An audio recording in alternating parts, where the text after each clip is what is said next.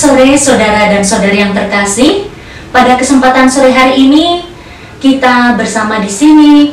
Saya tidak sendirian, saya ditemani dengan Yere dan kami di sini akan berbincang-bincang bersama, yaitu narasumber kami dengan Ibu Christina Pratiwi yang akan men-sharingkan pengalaman yang Ibu alami supaya kita juga bisa bersama-sama belajar. Baik, untuk mempersingkat waktu, kita sapa terlebih dahulu Ibu Christina. Selamat sore, Bu Christina. Selamat sore, Suster. Frater, selamat sore. Apa kabar? Good ya. Terima kasih. Sehat luar biasa.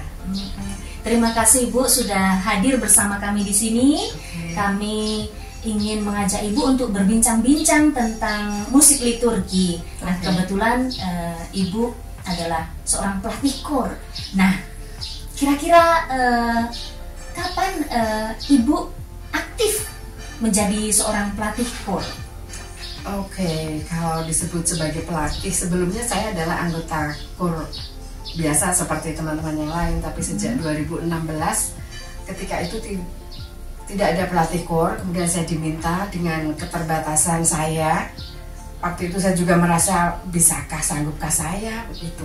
Tapi saya beranikan diri berbekal dari orang tua saya. Bapak ibu saya itu pelatih kor dulu dan saya sering mendengarkan. Jadi teori-teori sedikit itu saya tahu dan membaca not saya sangat tahu. Jadi bagian sopran, alto, tenor, bass dan sebagainya. Sejak itu saya memberanikan diri untuk menerima tantangan, saya sebut sebagai tantangan, meskipun nantinya saya akan menikmati tantangan itu, tapi pada awalnya 2016 itu saya anggap sebagai tantangan dan saya menjalaninya sampai sekarang. Nah, Ibu melatih kor di lingkungan mana ya? Di paroki mana saat ini Ibu berada? Oke. Saya tinggal di lingkungan Santa Monica Pugung Kidul, paroki Santo Alfonsus de Ligori Nandan. Dan saya melatih di lingkungan ini sejak tahun yang saya sudah sebutkan hingga sekarang.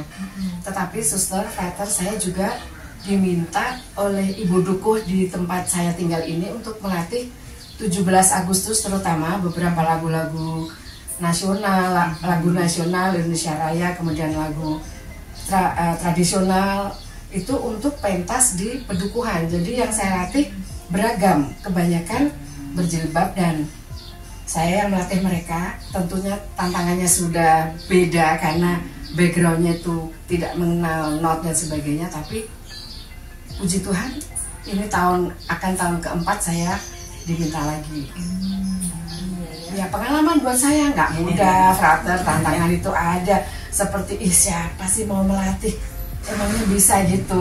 Tapi saya masuknya tuh, strategi saya itu saya pendekatan dengan bahasa Jawa karena saya memang orang Jawa, jadi tidak terlalu bagaimana gapnya, dan pada akhirnya suasana mencair, saya bisa masuk dan bisa 3 suara karena ibu-ibu semua PKK, Mars PKK, Marsin Duadi, itu saya bisa masuk ke situ.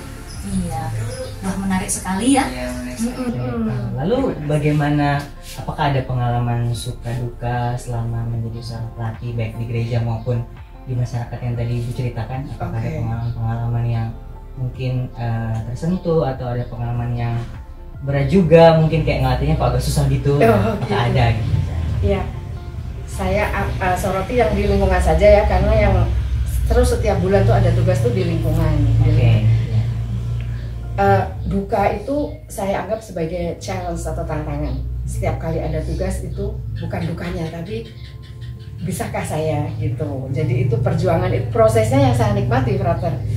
Sukanya pada saat tampil dan bukan tampilnya sudah bertugas, kemudian teman-teman bisa memposisikan masing-masing suara dengan dinamika yang saya arahkan sebisa saya juga kategori amatiran belum profesional, dan teman-teman bisa melakukannya bersama organis. Itu suka dan kepuasan saya di situ. Sejauh ini teman-teman juga bisa menerima setiap kali latihan lagu baru, kayaknya putus asa, susah, tapi pada akhirnya bisa. Nah, proses itu yang bukan duka buat saya, tapi tantangan buat saya, dan akhirnya sukanya ada di akhir. Menarik ya, Suster ya? Iya, menarik sekali. Melihat sisi kedukaan itu jadi sebuah tantangan gitu dalam melatih umat yang ada di sini. Iya, benar. Dan Ibu tuh bisa melewatinya ya kan, sampai sekarang. Luar biasa sekali. Tetapi nggak tahu, mungkin ada yang suka atau enggaknya dengan saya nggak tahu ya Frater. Saya hanya menerima ini sebagai tugas dan saya harus menjalankannya. Itu saja, dan tentu saja di dukungan dari teman-teman sejauh ini baik dan saya bisa melaksanakannya bersama teman-teman. Berarti Ibu punya satu tim gitu ya untuk ya dalam tim liturgi begitu untuk melatih kor. Iya. Di lingkungan kami waktu itu ketua lingkungan sebelum Pak Marianto itu membentuk satu grup gitu, grup di namanya Santa Monica Voice gitu. Jadi apa-apa saya bisa konsultasikan, misalnya ini Haleluya Mazmur tolong bisa dipelajari yang mudah-mudah, atau ada lagu baru saya fotokan, jadi nanti pada saat latihan dengan fisik teksnya tuh bisa sedikit mempersingkat waktu latihan, karena target saya setiap latihan itu 3 kali supaya tidak, kan semua orang punya kebutuhan masing-masing juga, dana itu tidak konsumsi misalnya ya, tidak terlalu ini. Jadi pertama pengenalan lagu, latihan kedua mematangkan, ketiga udah dengan organis. Itu biasanya 3 kali saja. Berarti 3 kali itu untuk persiapan tugas liturgi setiap bulannya? Setiap bulan. 3 kali ya.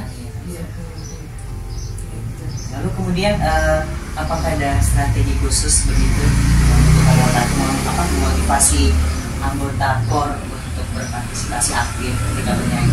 Karena kan ya tidak semua lagu mudah ya Bu, sekarang ada yang susah juga, butuh perjuangan untuk melatih.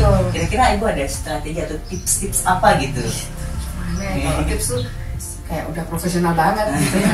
Khususnya yang kemarin pengalaman waktu September itu pelantikan Dewan Paroki, kebetulan lingkungan saya yang bertugas dengan kami, saya sebenarnya agak kenapa nggak bukan kategorial yang memang sudah terlatih suaranya, tapi tetap ditugaskan ke lingkungan, jadi itu utusan, temanya tentang perutusan dan sebagainya. Lagunya lumayan susah, ada satu lagu favorit saya ketika saya diajak untuk bergabung di paroki, lalu saya ingin menularkan ke teman-teman, melihat lagunya udah ada 2 halaman, kayak rapat gitu pembagian suara, ada tenor 1 tenor dan sebagainya, tapi bisa pasti bisa, udah aduh ini pasti nggak bisa. Saya coba dua baris dulu, tapi sopran alto saya latihkan dulu. Jadi selama ini berlatih, tolong yang kuat di sini berlatih juga. Itu pada akhirnya perjuangan sepertinya berdarah-darah, tapi pada akhirnya bisa. Saya selalu meyakinkan, susah nggak ini? Enggak. Padahal dalam hati sebenarnya agak-agak susah, cuman saya harus yakin dulu sebelum melatihkan ke teman-teman. Dan biasanya sejauh ini berhasil. Saya harus, jangan terlihat saya kayak mengeluh, jangan. Saya harus siap dulu dari rumah bahwa lagu ini nantinya akan bisa dilatihkan. Baik Ibu, sebagai pertanyaan terakhir dari sharing kita pada sore hari ini, terkait dengan memberi informasi kepada Romo ketika sebelum merayakan perayaan Ekaristi, bagaimana Ibu memberi informasi kepada Romo terkait lagu-lagu yang akan dinyanyikan? Seperti apa? Begini, Frater, selama ini yang saya lakukan sebelum Ekaristi dimulai, kami kelompok KOR selalu datang lebih awal, itu udah pasti ya. Kemudian saya melihat Romo sudah duduk di kursinya Romo, saya segera mendatangi Romo, menunjukkan lagu-lagu yang akan kami nyanyikan, menginformasikan bahwa lagunya nanti seperti ini, sudah sesuai tema, lalu Bapak kami jenisnya ini, ordinarium ini, anamnesa yang Romo ingin nyanyikan yang mana, jadi itu sesuai keinginan Romo. Begitu semua clear, saya kembali ke tempat pantikur dan segera bertugas. Biasanya seperti itu dan tidak ada masalah sejauh ini. Menarik ya Suster ya.